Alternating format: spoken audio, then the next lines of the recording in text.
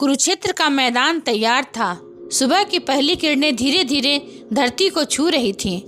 परशुराम जी ने अपनी दृष्टि उस विशाल रणभूमि पर डाली जहां कौरव और पांडव अपनी सेनाओं के साथ खड़े थे।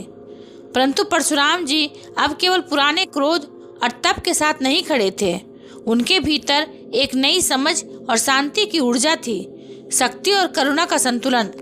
सात्यकी, प्रद्युम्न और अन्य नारायणी योद्धा उनके पास खड़े थे। श्री कृष्ण ने मुस्कुराते हुए कहा, अब देखिए परशुराम जी, वास्तविक युद्ध केवल तलवार और धनुष का नहीं बल्कि मन, हृदय और आत्मबल का है। यही आपका अंतिम परीक्षण है। युद्ध प्रारंभ हुआ। परशुराम जी ने अपना परशु उठाया, लेकिन इस बार उनका दृष्टिकोण बदल गया था। वे केवल नाश के लिए नहीं बल्कि धर्म और न्याय की रक्षा के लिए लड़ रहे थे। नारायणी सेना ने भी युद्ध प्रारंभ किया। हर वार, हर तीर और हर प्रहार केवल शक्ति से नहीं बल्कि ध्यान और करुणा से प्रेरित थे। दूसरी ओर कौरव सेना ने अपने पुराने युद्ध कौशल का प्रदर्शन किया, लेकिन इस बार उनके वार पर भी एक अदृश्य शक्ति का प्रभाव था, नारायणी सेना की अदृश्य चेतना। परशुराम जी ने देखा कि उनके पुराने शत्रु अब केवल बाहरी विरोध नहीं है, वे उनके अपने मन, अपने संकल्प और अपने धर्म का प्रतीक बन गए हैं। परशुराम जी ने युद्ध के बीच खुद से कहा, यदि यही सत्य है तो क्या मैं अपने पुराने कार्यों से सीख नहीं पा रहा था?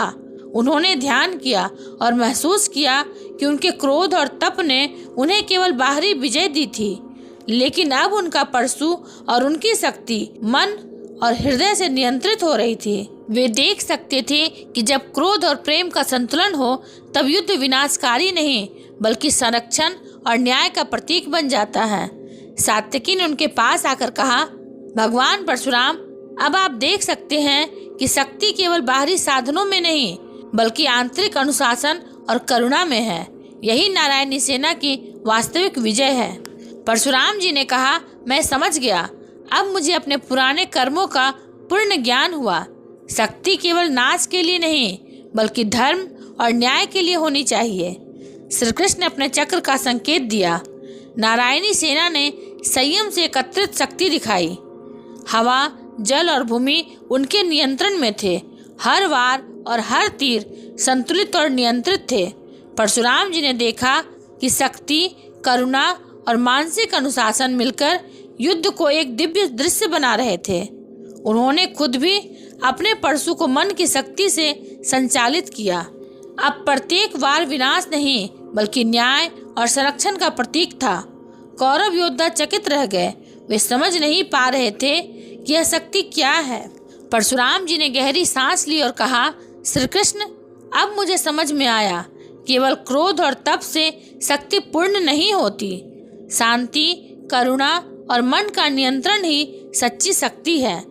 तुमने मुझे दिखा दिया कि असली विजय केवल बाहरी नहीं आंतरिक भी होती है। श्री कृष्ण ने मुस्कुराते हुए उत्तर दिया, यह सत्य है परशुराम जी। यही कारण है कि नारायणी सेना बिना किसी हानि के अजेय है। धर्म की रक्षा केवल शक्ति से नहीं बल्कि करुणा और प्रेम से होती है। सभा में उपस्थित सभी योद्धाओं ने गहरी निष्ठा और सम्मान के साथ परशुराम जी को प्रणाम किया। नारद मुनि ने मधुर स्वर में कहा, आज पृथ्वी ने देखा कि शक्ति केवल तलवार और परशु में नहीं बल्कि हृदय और आत्मा में भी होती है। परशुराम जी ने अब नए धर्म और शक्ति का साक्षात्कार किया। परशुराम जी ने अपना परशु भूमि पर रखा। उनकी दृष्टि में अब केवल क्रोध नहीं बल्कि धर्म, न्याय और करुणा की चमक थी। श्री कृष्ण ने उनके हाथ थामे और कहा, अब आप समझ गए हैं कि शक्ति का सही मार्ग क्या है। आपका तप और आपका परशु अब मेरे और इस सेना की करुणा में विलीन हो गया है। सभा में शांति और दिव्यता का वातावरण फैल गया। समुद्र की लहरें धीरे धीरे अपनी लय में लौट आई। तारे स्थिर हो गए और द्वारका का आकाश सुनहरी आभा से चमक उठा। परशुराम जी ने धीरे से कहा, श्री कृष्ण, अब मैं जान गया कि सच्ची शक्ति केवल क्रोध और नाश में नहीं बल्कि करुणा और प्रेम में है। मैं अपने पुराने कर्मों को समझ चुका हूँ और अब मैं नए धर्म और न्याय की ओर अग्रसर हूँ। श्री कृष्ण ने मुस्कुराते हुए उनका आशीर्वाद लिया। सभा में उपस्थित सभी योद्धाओं ने गहरी श्रद्धा और सम्मान के साथ उनके चरणों को प्रणाम किया। इस प्रकार परशुराम जी ने अपनी पुरानी शक्ति और क्रोध को छोड़कर नए धर्म और करुणा की शक्ति को आत्मसात किया। द्वारिका में यह घटना केवल एक युद्ध की तैयारी नहीं थी, बल्कि यह धर्म, प्रेम और शक्ति के संतुलन का दिव्य दर्शन बन गई। यही था श्री कृष्ण के सामने परशुराम जी का चुनौती का समापन। अगर आपको ये वीडियो अच्छा लगा हो तो इसे लाइक, शेयर और सब्सक्राइब अवश्य करें।